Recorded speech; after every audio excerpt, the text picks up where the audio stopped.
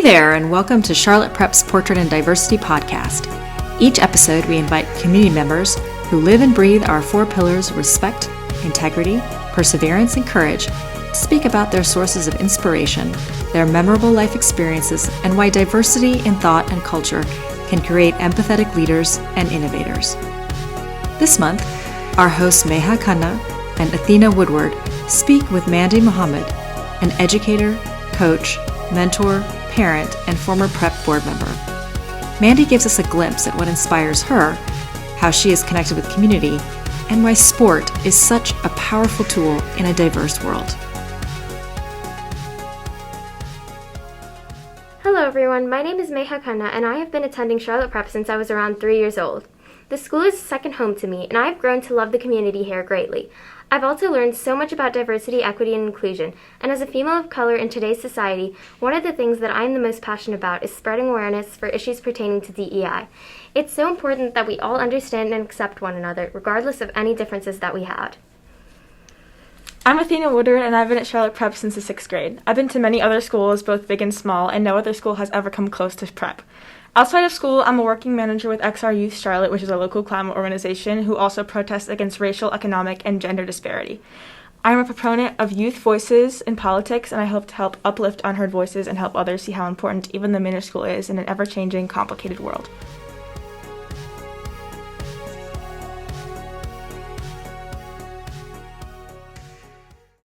Hi, and thank you so much for being here. Could you tell us a little bit about yourself, your family, and your relationship to Charlotte Preparatory School? Yes. Thank you for having me, first of all. I really appreciate that. But my name is Mandi Mohammed, and I am originally from Louisville, Kentucky. I first moved to Charlotte in 2007, moved away in 2011, and my family, we loved it so much that we moved back in 2015 and made it home. So now Charlotte is where we live. I've been married for 20 years this summer, and I have 3 children. I have an 18-year-old daughter who is a senior in high school. I have a 15-year-old son who's a freshman in high school, and then I have my youngest daughter who is a 6th grader at Charlotte Prep. All three of my kids went to Prep. My daughter graduated from there in 2017, actually. So I love Prep. I coach volleyball there, basketball, and I did serve on the board. Awesome. So can you tell us a little bit about your childhood, and particularly, who were some of your childhood heroes? My childhood. So, you know what? My childhood heroes were my grandparents and my parents. So I was very fortunate to just grow up with my heroes being people that were in my life every day. And the reason why I say them is just because they're the ones who grounded me in my main values, which is my faith and my family. And also they are the ones who first kind of instilled a sense of community in me and just share with me the responsibilities of always giving back and doing things for other people. Awesome. Can you talk a little bit about how sports has been an important part of your life and story, and maybe how that was entered into your growing up? Yeah. So I've been playing sports as long as I can remember. I've been around sports. I went to Catholic school in Kentucky, at least Louisville, Kentucky. When you go to Catholic school, if you're into sports, you start playing in 3rd grade. My grandfather was always a football referee. My dad was always a coach. Like when I was a little baby, I see pictures of myself at his games. He coached football. He coached baseball. He coached basketball. Every man in my family was a Division I football player. My dad was the first black quarterback at the University of Missouri, recruited quarterback. My uncle was one of the first 4 black football players at the University of Kentucky. First black captain at the University of Kentucky back in 1968. So a lot of history with sports in my family. My kids all play sports. I started coaching. I was a teacher. I taught 4th grade before I got married. So I coached the basketball team. Now I'm coaching at Prep. I played high school volleyball and basketball, so sports has just been everything. Even now as an adult, I still play on sports leagues. So it's just been who I am for as long as I can remember. Speaking of the same topic, do you think that sports is a vehicle for change? And if it is, can you talk a little bit about how you see it that way? Oh, absolutely. I think sports is a bridge. I think it brings people together, people that may not ordinarily interact with one another, whatever that reason may be. I think it brings all kind of people together. I think it provides a lot of opportunity for people, maybe someone whose family couldn't otherwise afford to send them to college. If maybe they're able to earn athletic scholarship, that provides them an opportunity that maybe they otherwise wouldn't have had. I think it exposes you to different types of people. It teaches you life skills like teamwork, partnership, and even I think at Charlotte Prep, sports is a way to live the four pillars: courage, respect, perseverance, and integrity. So I think sports is a major vehicle for change for all people. Awesome. What kind of community work are you involved in your Currently, I serve as board president for a new volleyball academy here in Charlotte called Queen City Volleyball Academy. A close friend of mine, Crystal Redfern, started it about 2 years ago. And of course, well, I guess this is the second year, maybe not 2 whole years. This is the second year, and COVID's kind of really put a wedge in that. But she started this volleyball. Volleyball, I love volleyball. It's probably my favorite sport. And the goal was to make volleyball affordable and accessible to all kids.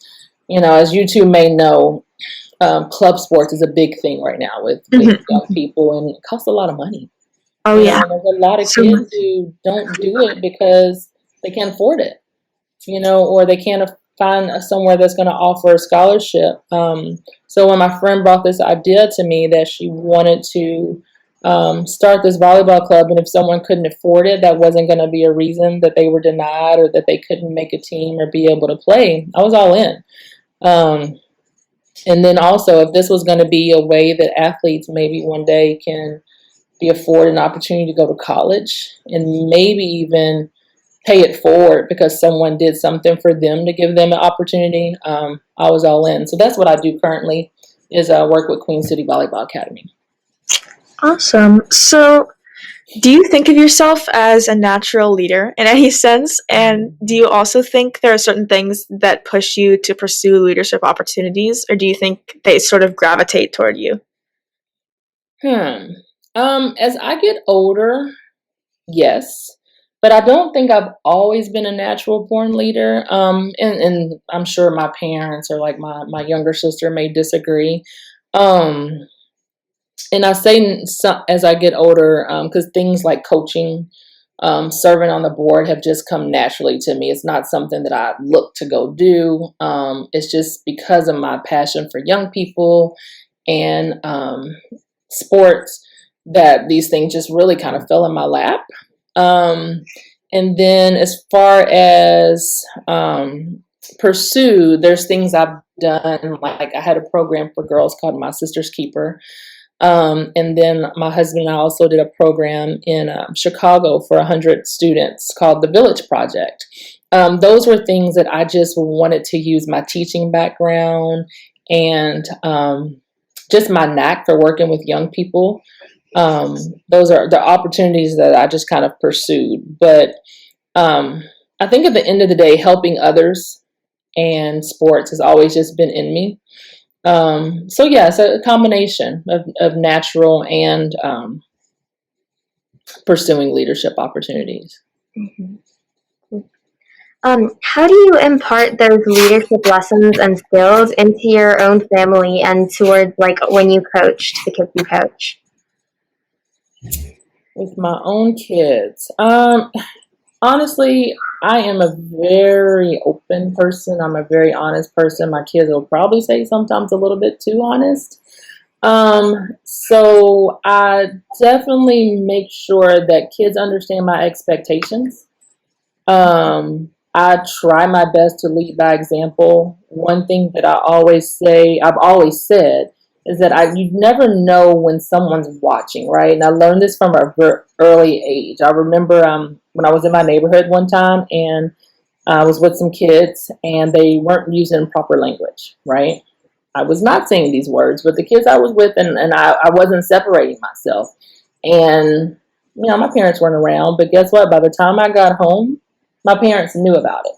So from I think that moment on, I really always thought about that someone may be watching that you don't even know is watching. So I share that with my kids all the time. How you carry yourself outside of your home is very important.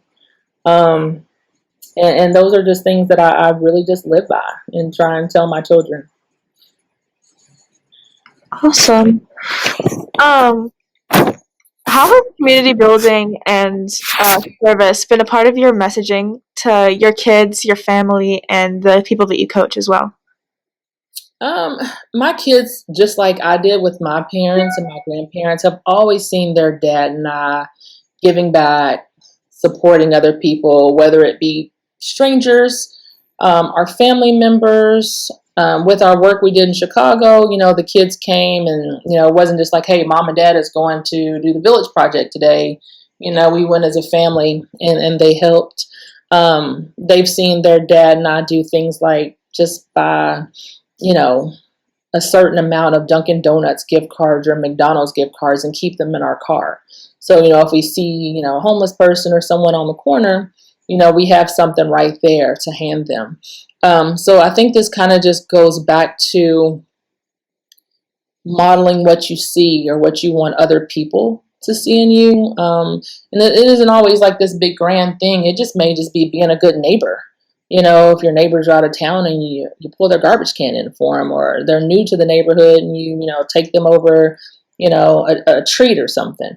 I just think it's important for us to model, whether it's intentionally or organically, the things that we want other people to see in us. Definitely. So important. What do you think is an important message that we really need to hear and need to invest in as a community to create more leadership paths and opportunities for more communities? There's a couple of things, and I think one is partnership. The number one for me would be partnership. I think a lot of times, like, even in Charlotte Prep, we do a lot of coat drives and canned good drives and things like that, which is great and is very needed, and that's something we should continue to do. But I think it's also very important to figure out how we can work with people, not how we can just always just give in-kind donations or give monetarily. Perfect example is a couple of years ago, our volleyball team, we played a new charter school, and they weren't very good. We crushed them. However, they were just a nice school, great coach, great athletic director. So afterwards, I reached out to just see how we could support them. And what we ended up doing in the summer is doing like a little volleyball clinic at this school. And I took players with me, and they helped coach them. They also played with them. And I think sometimes as young people, it's important to know that when you have kids that may seem, come from like a marginalized community, or, there's all these needs, they're still kids just like you are, and they still deal with the same problems, that you may deal with, the same pressures of school, or, issues like bullying, or just all the kind of coming of age problems. And they just want to be worked with, and they want to be heard, and see how you can work together to solve problems. Partnership is everything. Yeah, that's great. So with the youth talk, what do you think it looks like the future? What do you think the future looks like for budding leaders at Charlotte Prep? And what do you think some challenges are going to be for growing into a leader? Well, first of all, let me just say I think Charlotte Prep is doing an amazing job. Simply because look how you young ladies are conducting this conversation, right? And having a conversation with adults, that's huge. Being able to, speak your mind and feel comfortable sharing what's on your mind, sharing your vision. So I think Charlotte Prep is doing an amazing job there. I also see it when I coach. I remember, I think it was my first or second year of coaching and sending Mr. Kurtz an email and just telling him how in awe I was of how the players conducted themselves. I think we were given an extra point, and I didn't notice it. I'm coaching, I'm into the game, and one of my players, Bianca, actually pulled me to the side and she said, "Coach Mohammed, that's not the right score. Like, we're winning, but that's not the right score." And she could have chose not to say anything, Yeah. and that was a huge way to me that she showed integrity. So I think when kids continue doing things like that, I think I don't see a lot of challenges as long as we're community committed to growth and a community committed to becoming better. My philosophy as a coach is always, are you getting better? Are you learning? And are you having fun? Right? So I think that's the same thing in education and with Charlotte Prep. If we're learning something every day, if we're getting better, right, and growing, and if we're enjoying ourselves while we're doing it, I think we're doing our job. Yeah, that's definitely for sure. Yeah. How important do you think it is to foster awareness and education for change in the youth of today? Oh goodness, I think that's everything. Because as cliche as it sounds, you are the future. There's my favorite Bible verse is Proverbs 22:6, and it's teach children a way that fits their needs, and even when they are old, they will not leave the right path.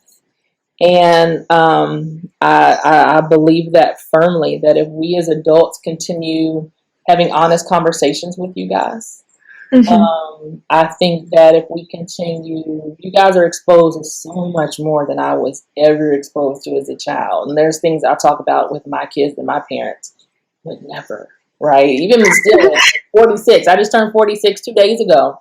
And there's things that my parents would avoid, right? Or that they would gasp at what I said to my children.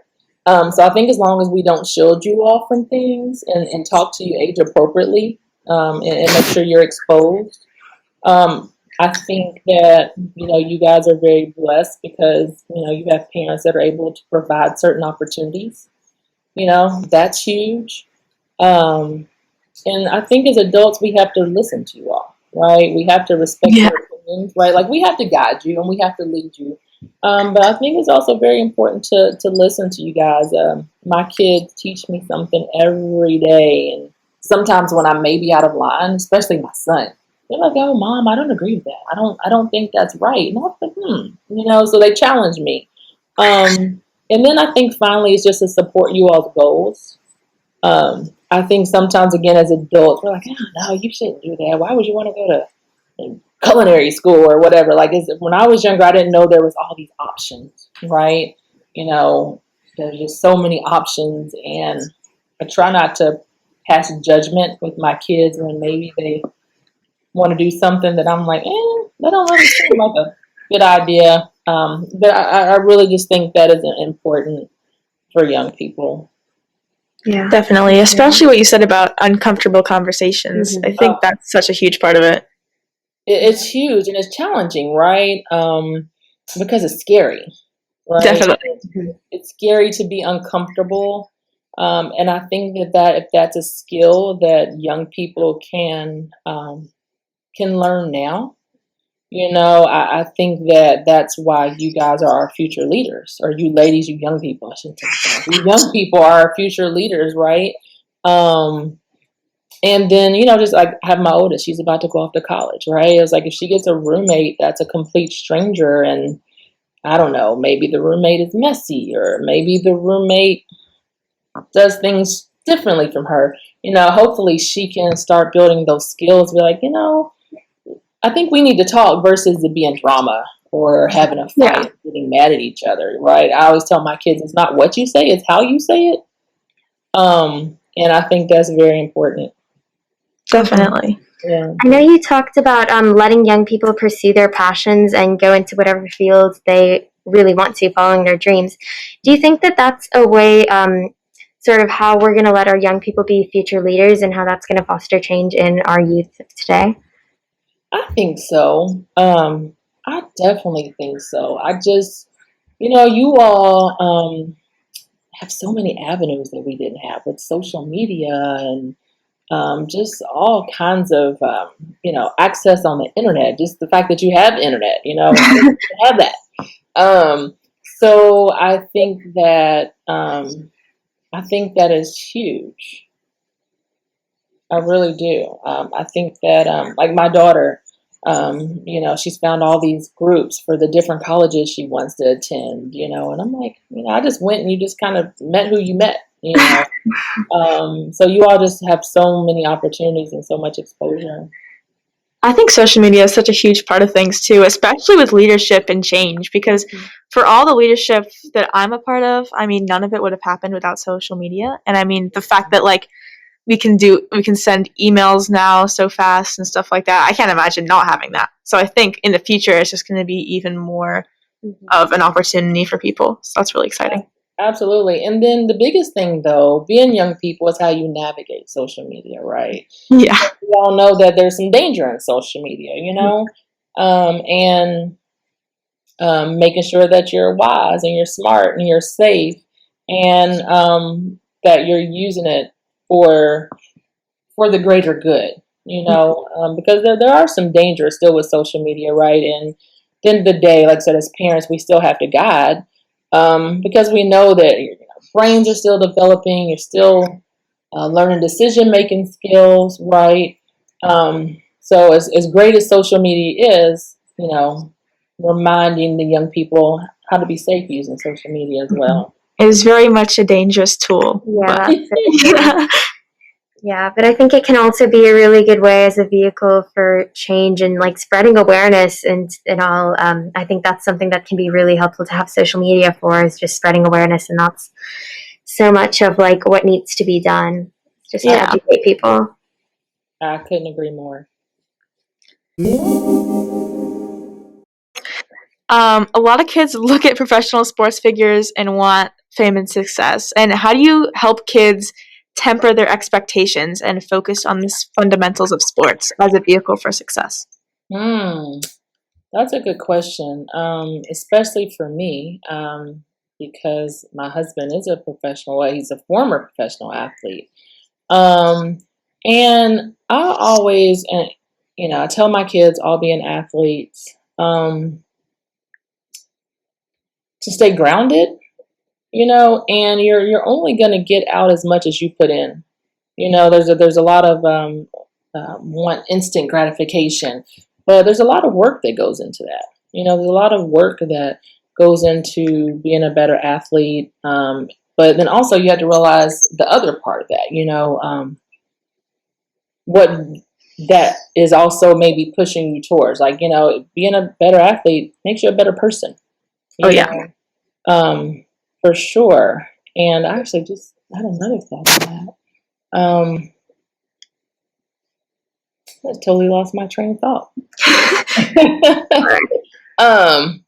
But yeah, I think I think being an athlete definitely, well, I think what I was going to say is also realizing that athletes are people. We see them in all their fame and their glory, right? But they're fathers and mothers and sisters or community members. They go to church. So also not modeling what we see, right, on the screen, and really thinking about who they may be as a person and an individual is huge. I totally agree with that. I think when I was littler, I played soccer, and when I was seeing, professional women's soccer, it was basically just seeing sort of a version of a whole person that I didn't even know existed. I thought it was just, okay, you're an athlete first, maybe a woman second, and a person third. So I'm just going to look at your games, not going to look at anything else. I'm going to study how you play, but, you're basically just an athlete. So I think that's super important, especially when you look up to someone, to know that they're really not that far away from you. Yeah. No. And I always tell my players, right, how you carry yourself on this court is everything. Someone, and I've told my son this before. I remember when he was probably sixth grade, he had this habit of always doing like this, and, like, why me, or he'd get so mad and he'd have his hands up. And I said, I know that you're a good kid, because I've raised you and I see you every day. I was like, but if a stranger came into this game and saw you and always saw you like this and making these faces, so they may think you're not a very nice kid, right?